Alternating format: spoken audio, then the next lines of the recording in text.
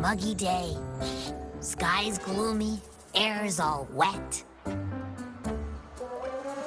Oh, man! Please let me finish my sentence. Ugh. Ugh. Cold, cold, cold. Oh.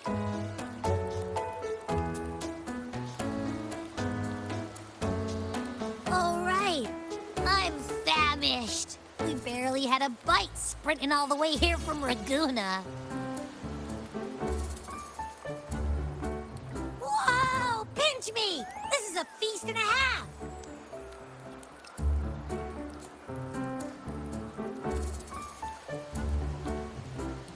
Hey, Rover. So, we did bring enough money, right? I mean, we kind of rushed out without grabbing anything. Oh, that? Don't worry. Money's not an issue. Augusta made sure we're covered. All our food and lodging here in Septimont is billed straight to the F4's palace. But I think the owner might have overdone it a little. Ha! Better get used to it. You're the champ of the Great Aegon. And you know me. If food's on offer, I'll be a scoffer. Yeah, no leftovers, guaranteed.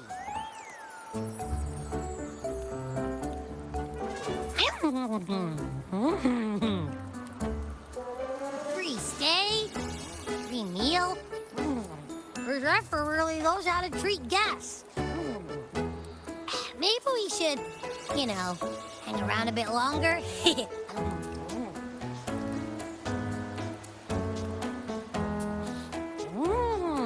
This smells amazing.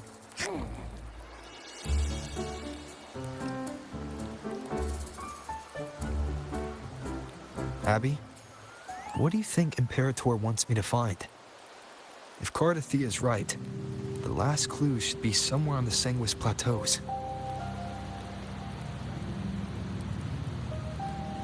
We're so close to the finish line, just one step away. But our pace is slowed. Relax. We're already back in Septimont. What's the rush? I remember Lupa said there's this weird blight cloud hanging over the Sanguis Plateaus.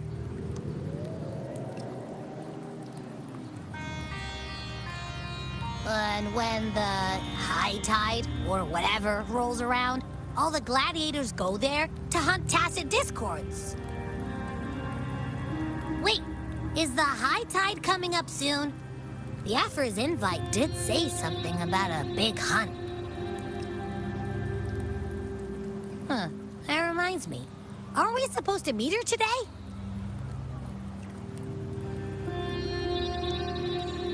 A messenger came this morning. Augusta is dealing with an emergency, so our meeting's postponed. And it looks like it'll be a while. An unexpected change. It's throwing everything off course. I don't like the feel of it. And why me for this hunt? If it's about the Great Aegon, the messenger said none of the other gladiators were invited.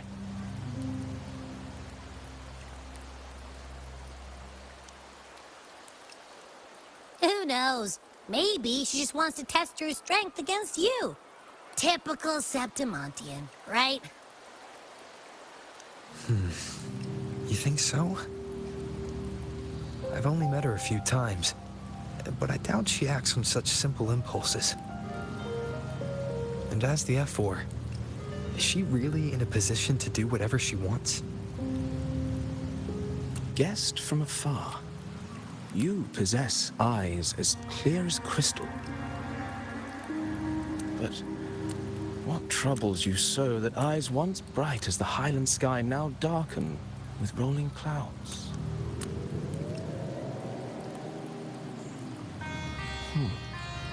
A warrior who walks the blade's edge does not falter over trifles. The clouds, if I may guess, are cast from the throne. At the peak of Capitolini Hill, beneath the pale walls of the Ethos Palace, secrets lie buried. And the most intricate among them are those born from the pursuit of power. Even one as honorable as the Aepher must learn when to be ruthless. In Septimont, a city forged in iron and blood, anyone who seeks the throne without knowing the cost is no better than a lamb marching to the butcher's knife.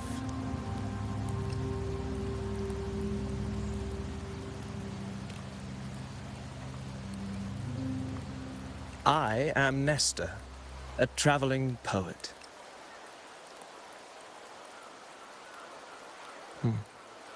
The rains in Septimont never seem eager to leave this season. So then.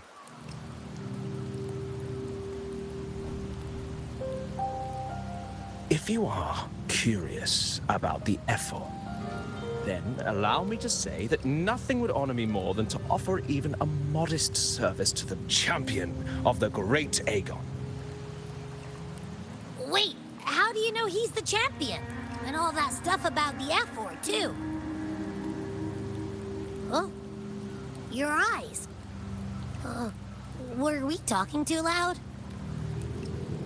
To see and to hear are but two of the many ways to perceive.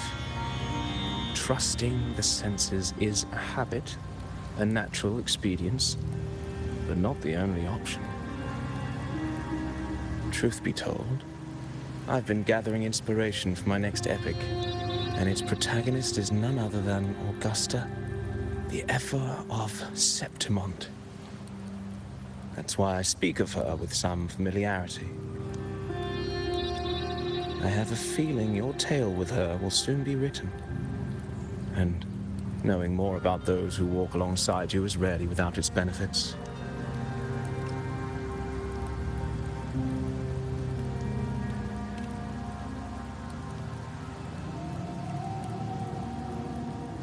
Augusta, a girl of humble birth, a resonator of modest talent, a commoner without noble patronage, and yet, from the den of wolves that is Septimont City, she rose and eventually claimed her place. Just like the burning sun was once a cloud of dust.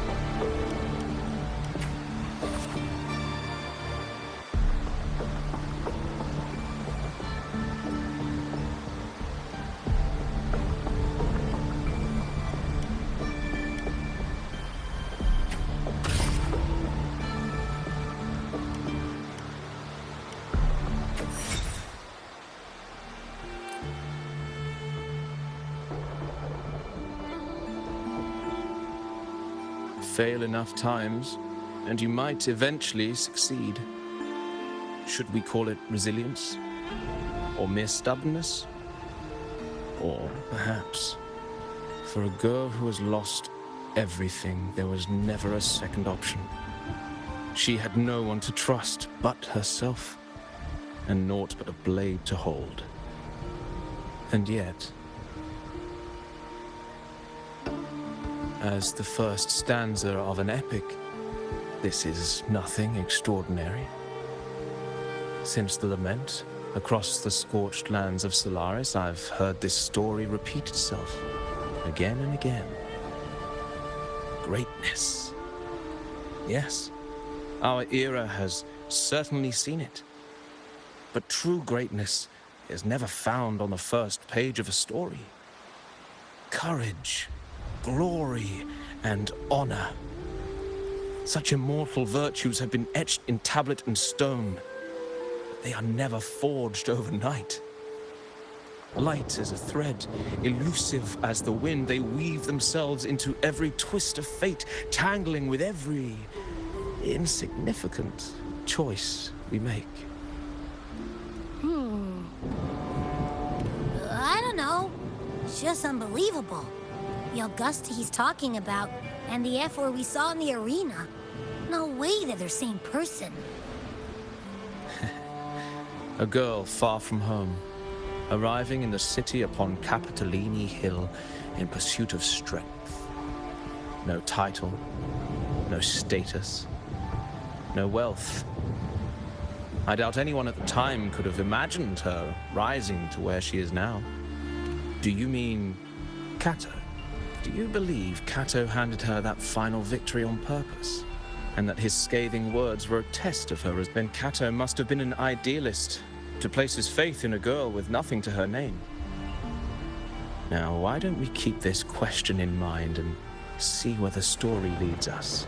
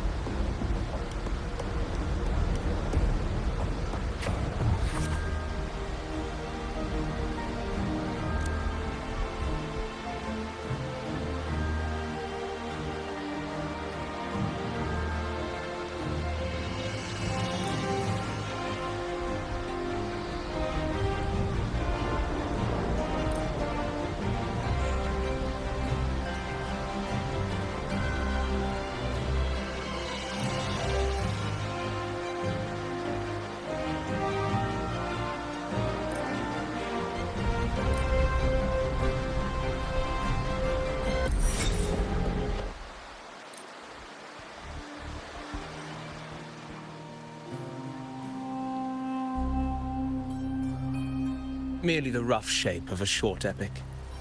This is all I can offer about the Airfall.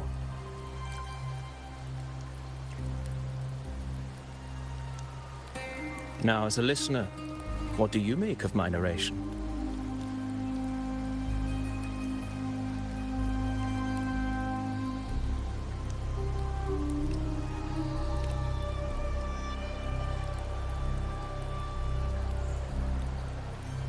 In this, you are right. Poetry can only offer a glimpse of the true story, the reality of people, events, and things slips beyond the grasp of words. I do not belong in the pages of the epic, so I remain confined to the observer's gaze. I can imagine events and emotions unfold, but I cannot truly recreate them. Here's some advice for you, though I hesitate to call it such. If you want the truth of a story, step into it. Become part of it. The opportunity stands before you now. As I've said, the tale between you and Augusta, the hero of Septimont, is only now turning its next page. It's not difficult to see. Fate flows like the stars, tracing their course. Your destination is written in the steps you take.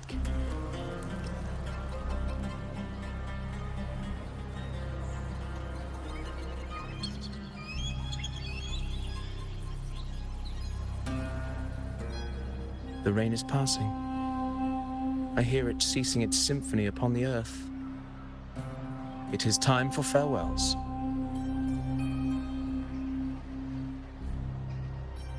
Before I leave, may I ask you one last question? What is it that has lifted Augusta to the seat of power? What is it that makes a ruler?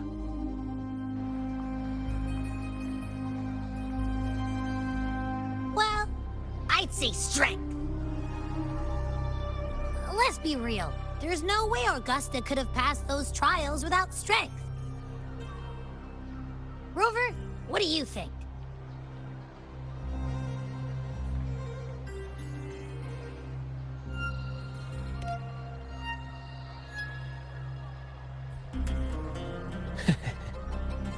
You needn't rush to answer now. Keep it in mind as you continue your journey. When the final chapter is written, the answer will reveal itself. Farewell, my friend. Our paths crossed by fate and by chance. Soon, after this brief encounter, everything about me will be gone with the wind. But you, your epic continues.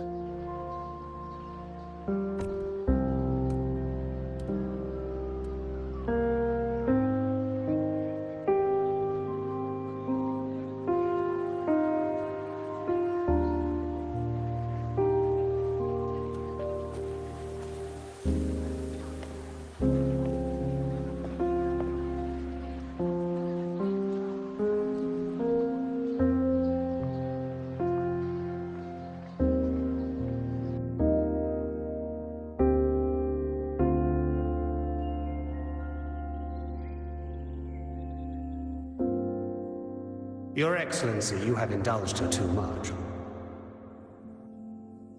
As the priestess, Yuno is far too unruly in both action and word. It's a disgrace to her title. Indeed. She entered the palace unannounced, uninvited, and with no decorum. A blatant affront to the authority of the palace. Same as always. Senators, all she crossed was a doorway. One too insignificant to carry the weight of our authority, or defend anyone's fragile pride. Let us not forget, it is not the walls of Capitolini Hill that command fear. It is my will, my sword, and our relentless conquest. I know your fear. You fear a priestess's voice drowning yours, and a rebel challenging the Senate's rules. But listen well. Power does not bow to sycophants, cowering behind their traditions. If you seek power, then step from the shadows. Face me, and prove yourself worthy.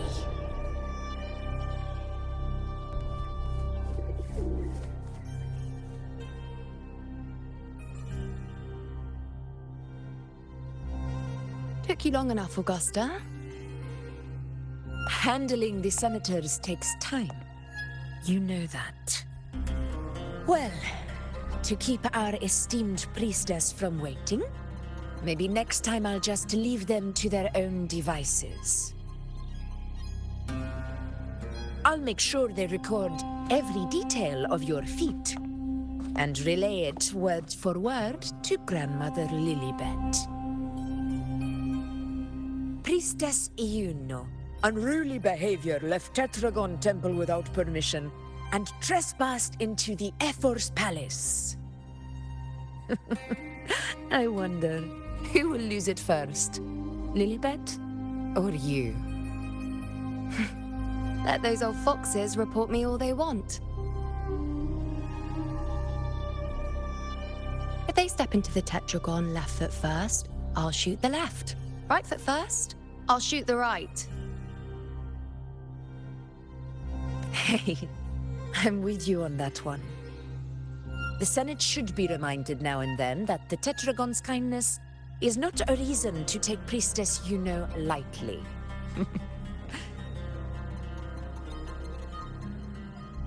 Why didn't you wait there? I had everything handled. We depart for the hunting ground tonight. If anything changed, you could have reached me by my terminal. You didn't need to come all the way here. I want you free of duty until that day arrives. You're overthinking it, Augusta. I'm here to see that person. Grandmother Lilibet said his fate is one of unknowable void. Sounds intriguing enough to make time for.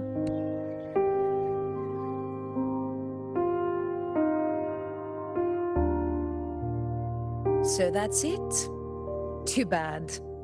The ship from Laguna won't dock until tomorrow morning, and we'll be gone by then. Ugh, what a hassle.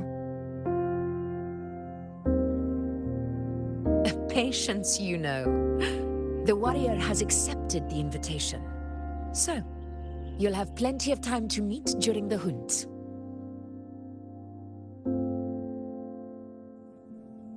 Is there something else you want to say? I read Grandma Lilibet's Book of Prophecies. The hunt and our plan, neither end well. Are you sure we should go through with this? Risk does not trouble me. Peril simply requires greater strength. But really, when did you start caring about the temple's traditions?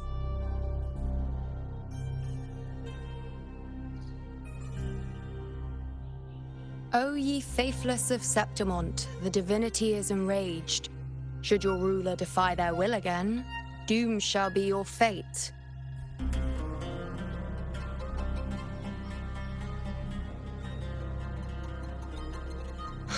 Lately, I've been hearing murmurs from the nobles again, about the ancient prophecy from Raguna. I will admit, those words once carried weight. But when our ancestors crossed the waters and climbed these hills, Raguna's divinity didn't get a seat on the ship. And the priestesses all said the prophecy was incomplete. Only the hero of heroes, wielding extraordinary power, risen from the dark tides, shall bring eternity to Septimont. Then shall the waters quiet, the tempest still, and glory return with the blood of the old king. Do not forget, this is the other half of the prophecy. Fabius, Attilius, Valeria, one after another, these heroes have saved Septimont from the brink of ruin. As long as a hero stands, no disaster can break this eternal city. What if this time is different? What if ruin is our fate? Then I will sever that fate with my blade.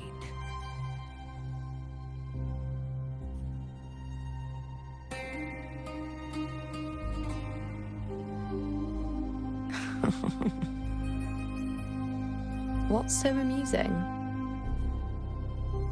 So, the fearless priestess Iuno can be frightened after all. But it's fine. If you're afraid, don't push yourself. I can handle this alone.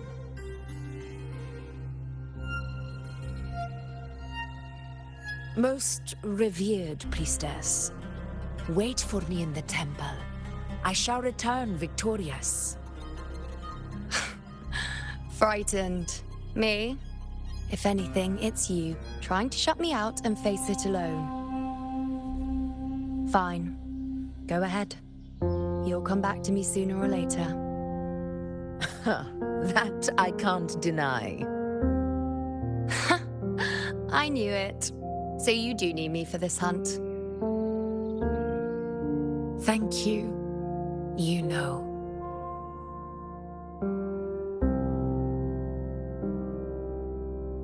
Why are you saying this?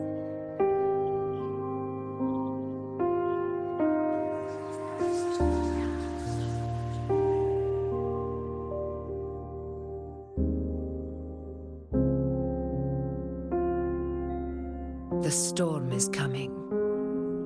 Come, you know, my friend. The best way to greet a storm is to walk straight into it.